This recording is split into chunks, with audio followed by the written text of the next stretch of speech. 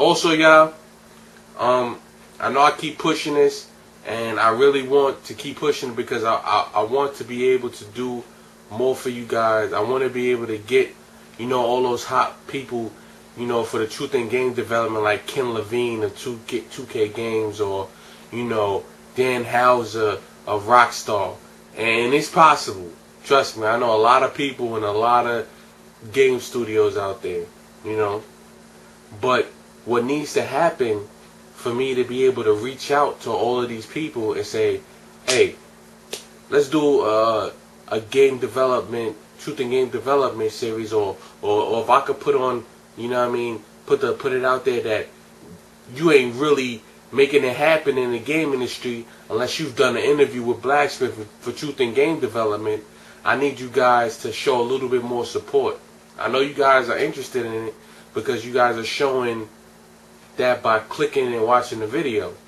But I need you guys to start posting comments, even if it's thank you, or if it's just, hey, I think you should, add this question, or I think you should interview this person. Just say something so I can submit these links to the game developers and they can see that there is a strong following behind these interviews, and it's truthfully it's all for you guys. I know you guys want to know the people who are making these hot games for y'all. I want to know them. I do know a lot of them, but I want to know more about them, and I know you do too. So, well, that's all I gotta say about that, man. Show your support, show your love, even show your hate. It's hard for you to hate on it, but that's how you get down. That's how you get down. But pretty much that's it. Game Development Ground Zero, my man Danny Floyd. Peace.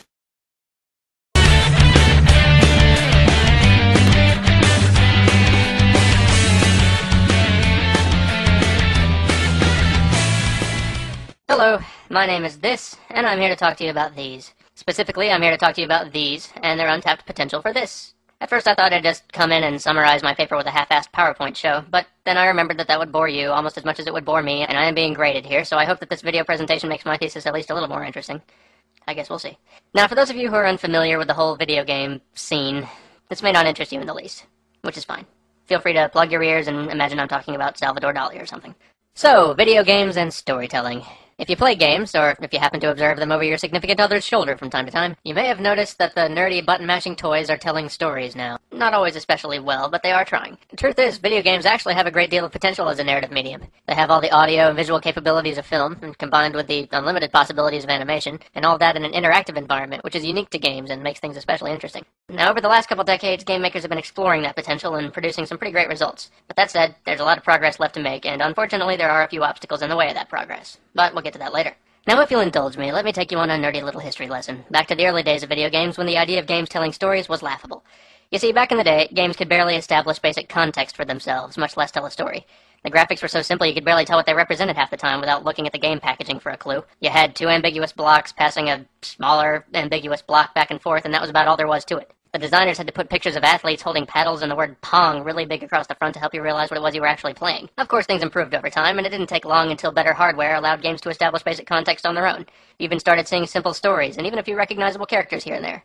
And sure, fat little plumbers fighting sentient mushrooms to save princesses from giant reptiles makes for a bizarre scenario, but it was a relatively complex bizarre scenario compared to what the preceding generation of games had offered. Anyway, game hardware kept growing stronger, and each new iteration increased games' capacity for storytelling. Basically, games would deliver better graphics, sound, and gameplay experiences all around, and game designers would find ways to use all these new capabilities. Designers kept experimenting, and they came up with all kinds of interesting ways to tell stories interactively. Some of them decided to harness the multimedia capabilities of games to craft linear cinematic epics a la Final Fantasy, essentially directing little interactive films.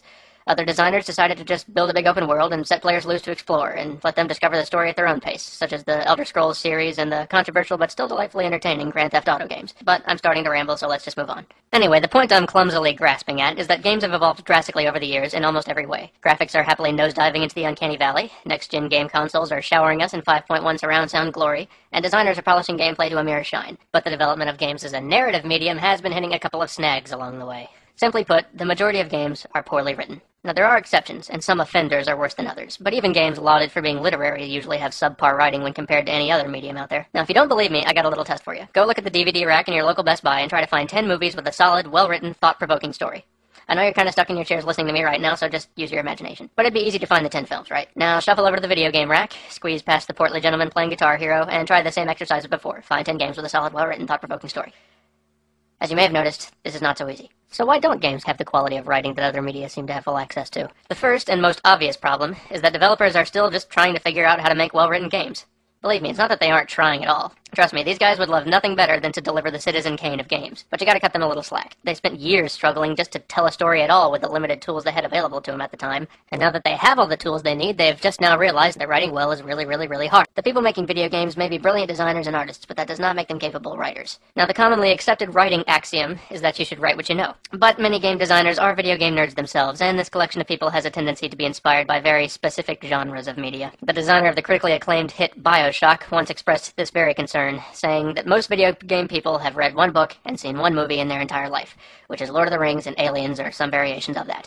And there's great things in that, but you need some variety. So when you feed into a closed system of geek culture, you're bound to get more than your fair share of cliches and regurgitated Star Wars dialogue. So over time, the lack of professional writing talent in the games industry became increasingly obvious. But the struggling developers were in luck. Professional writers soon gathered round, intent on applying their talent to this strange little medium. Unfortunately, those writers started hitting some snags of their own when they realized that writing for an interactive medium is very different from writing for passive media like novels or film. Writing a linear story for an audience to watch or read is one thing, but managing to write a story for your audience to participate in is another thing entirely. Especially if your audience is stubborn and wants to experience the story on their own terms rather than yours. But it's okay. Designers are finally turning to writers for help, and writers are slowly discovering techniques for applying their craft to this new medium. So things are starting to work out. Unfortunately, those difficulties aren't the only issue holding game narrative back. Despite the best efforts of writers and developers alike, the shelves of our game retailers continue to runneth over with mediocre and poorly written games. How can this be, you might ask? The reason is frustratingly simple. Good writing doesn't sell games.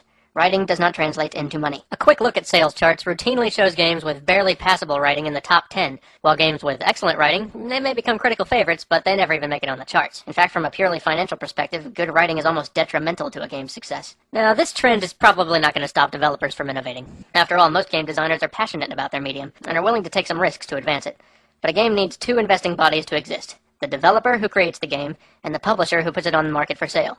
It's just like authors and publishers in the literary world. Unless a developer can successfully pitch their game idea to a publisher, that game's not getting made. So what's supposed to convince publishers to finance story-driven game when shallow action title will be more profitable? Games are getting frighteningly expensive to develop, which makes ambitious, innovative game ideas all the more risky, and publishers don't tend to like that. Now, I can understand why publishers prefer safe investments that can promise reliable returns, but this trend towards safety is starting to kill the ambition and innovation that this industry has been known for. Warren Spector, designer of the acclaimed Deus Ex game, once lamented, "You don't want to know how many projects I've been told to just go make a shooter. I had one publisher tell me you're not allowed to say story anymore." Now, for an example of this trend in action, allow me to tell you the story of Psychonauts, a game designed by Tim Schafer. Now, Schafer started off at LucasArts making funny adventure games, and then when LucasArts decided they didn't want to make funny adventure games anymore in favor of other projects, Schafer split off and started his own little studio called Double Fine. Now, for those of you who have never heard of Psychonauts, and I'm assuming that's all of you, Psychonauts tells the story of Raz, a young boy with psychic abilities who runs away from a life in the circus to attend a psychic summer camp, where he meets up with a delightful array of unstable yet charming campers and counselors.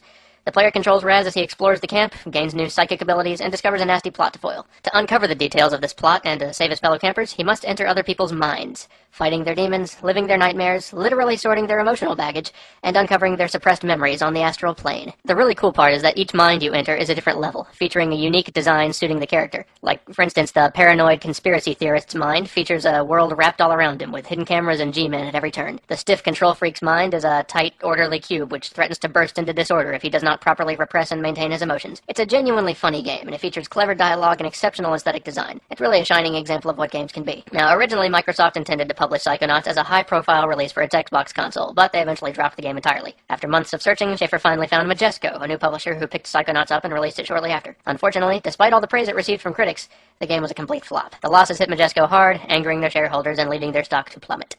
You can see why publishers are hesitant to involve themselves with games like these. Publishers know what sells, and right now they know good writing has nothing to do with it. And looking at what happened to Majesco, you can't blame them. So if designers want to create a well-written, innovative game, they better make a great sales pitch. Now all of this kind of makes the future of games look rather grim, but fear not. These obstacles can be overcome. First off, let's look at what developers can do. If a game developer wants to make a story-driven game, they need to bring a writer on board early. One of the more common missteps developers have been making is to pull writers in at the last minute, after the game's story's already been written, and expecting the writer to punch up the dialogue until the cliched, disjointed Lord of the Rings knockoff looks like a cohesive epic. As you can imagine, this doesn't work. But if writers are brought